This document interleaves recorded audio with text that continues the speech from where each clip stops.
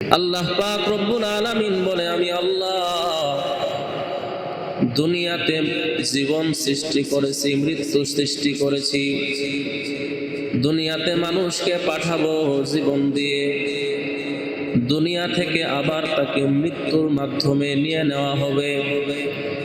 এই যে জীবন আর মৃত্যুর খেলা, আল্লাহ বলে এই খেলাটা হচ্ছে আমলের খেলা, আমলের পরীক্ষা দেওয়ার জন্য পাঠিয়েছি। কেমন আমল? আহসানু আমালা। আমি আল্লাহ জীবন দিয়েছি, আবার মৃত্যু দিব।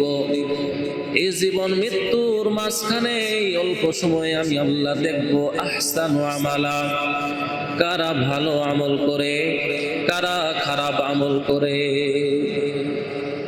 এখানে আল্লাহ বলেন নাই আকসারু আমালা, অনেক আমলের কথা আল্লাহ বলেন নাই।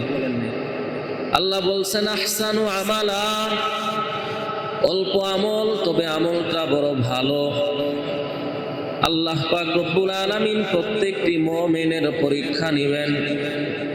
যে মুমিন তার ঈমান যত মজবুত, আল্লাহ পাক রব্বুল আলামিন তার পরীক্ষাও তত কঠিন ভাবে নেবেন।